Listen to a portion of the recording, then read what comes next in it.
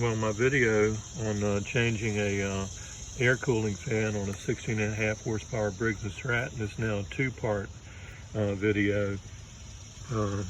What's coming up here in just a few seconds is part one of me taking it apart, changing the broken fan.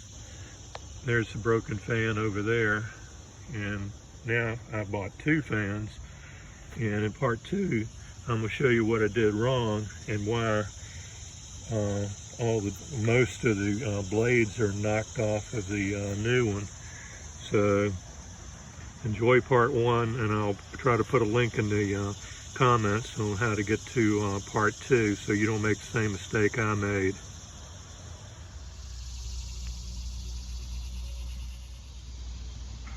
Well, my parts are here. Time to fix the Poulan. There's the model number, such were on it. There's 4 bolts to pull the shroud off. One there, one over here, there, and 2 around front. Let's see, yeah, there and there. You can see the 2 holes. Just remove the dipstick, ever so slightly low on oil. Release the air cleaner that just comes out of the slots down there. And you can remove this, and then you can lift the shroud off. The air screen had been spinning around loose. It's supposed to be glued to this bottom piece. I can show you on the new one, but eventually it got hung up and tore. I'll show you the damage.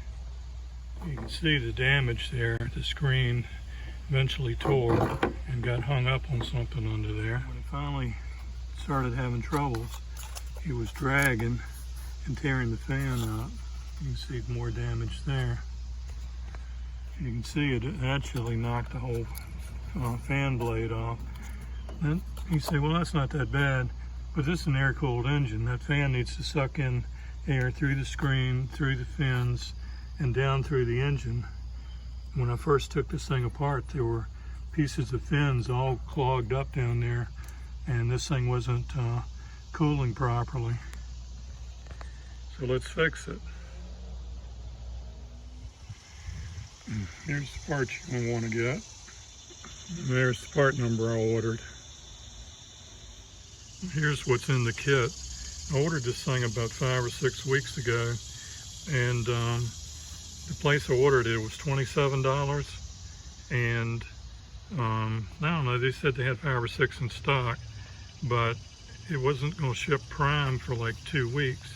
Well, 2 weeks went by, and then they said it hadn't shipped, and it was going to ship in about another 4 or 5 days. Well, that time passed, and it was going to ship another 4 or 5 days, and that passed, and they still didn't ship it.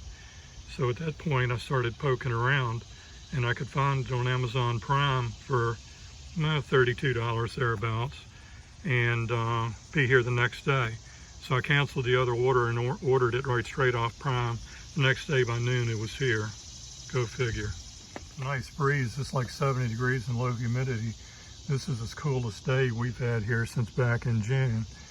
At any rate, what's in there is this little cup with the fan, and they, like at the factory, they epoxy it to it, so that's what failed, and the reason the screen kind of fell down in there. And like I said, it ran fine for 2 years. Finally one day it snagged on something and it destroyed the fan. But so the other thing that you get in here is, of course, a new fan and the little cap that goes right here on top that hides the bolt for the crankshaft. And then it's got all the nice instructions here, and it tells you to re-torque it at 110 pounds. That's a lot of torque. So evidently they want the flywheel down on there tight so it's not getting loose. But good instructions. Now, evidently this fits like 3 different applications. On one application, you just drop it down on there, drop the screen on top, and torque it down. You're good to go. Put the little decorative cap back. On some of the applications you have to drill out a 1/2-inch drill bit and drill out these 2 dimples, and then there are dimples down, sorry I dropped it, down on the flywheel, and those holes you just drilled fit down on the flywheel. And on the other application is there's 2 more little dimples in the wheel here in the fan, and they have to be drilled out in order, you don't use them to run a screw down, but it's something else that pokes through there. So some of them you don't drill anything, some of them you use 1/2 inch and knock these off, and of course drill from this side out. And on the other one, you drill from this side where these little marks are, and you have to drill them out. So we'll find out that a little bit later here when we get further into this. Oh, and by the way, judging from the amount of people that are selling these, and one of these companies had like 300 in stock, evidently these things break a lot.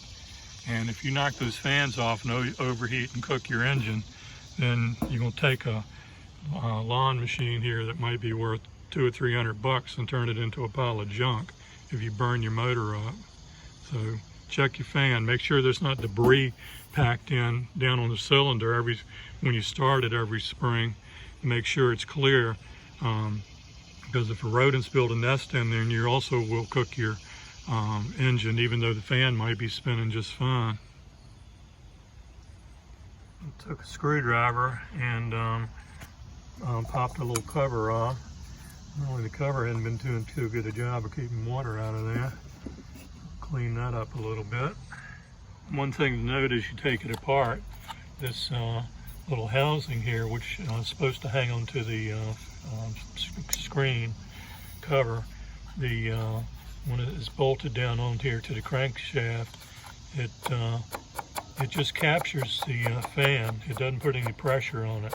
So if you put the new one back together and then you're appalled, like, oh wow, it's loose. Well, it just creates enough space there to capture it, but not to clamp down on it.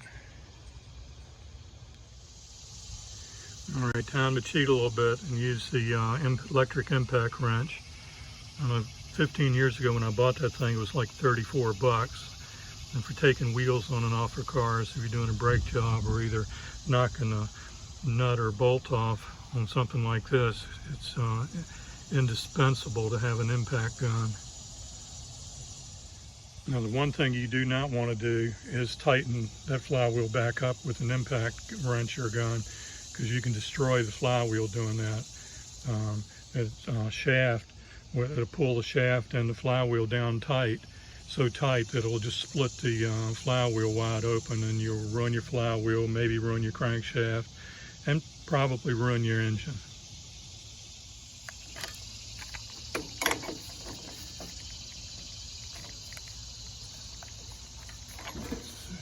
Reverse is there.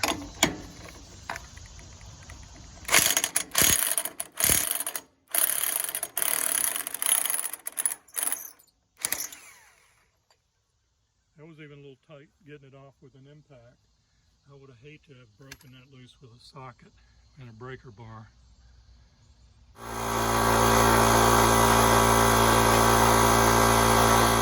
I wasn't planning on getting the compressor out, but I wanted to get the water out of that hole down there. Ooh, messy. At any rate, once you back the nut off, whether you get it out with a ratchet or an impact driver, then the little cup that holds the fan comes off. And then at that point, the fan's just sitting on there. And this fan just has those 2 notches right there, which the new fan, nothing's drilled out. Perfect. Clean it up a little bit and she's ready to go back together. Don't panic if your flywheel's all rusty. They all get like that. I don't know whether it's right or wrong, but I'm just gonna put a little bit of anti-seize on there since I found all that water and corrosion down in there and rust. In case somebody ever wants to take that flywheel bolt and flywheel off of that lawnmower, they might have a chance at getting it off. If it rusts on there, she ain't never coming apart. Don't forget to torque it. After you torque it, don't forget to crank your torque wrench back down to 0. There's a little bit of junk in there, couldn't spray out. I'll try some brake cleaner on that and clean it out. If it's not clean, it's not going to cool very well. Okay, the old girl's all back together. Let's give it a test fire. We got the brakes out of gear, and the blade is out of gear. Transmission's in neutral. The brake is locked down. I topped off the oil and also replaced the air cleaner. Let's let her see what happens. Oh, that didn't sound good. Well, I found the problem. The dipstick assembly is hitting. So I need to pull the hood back off and then make sure that's seated in there properly. Well, I didn't have the bezel lined up right. And when I spun the motor over, I destroyed the new fan. So I'm making part 2 on this video to kind of show you where I went wrong so you don't do the same thing. So be careful getting the bezel on.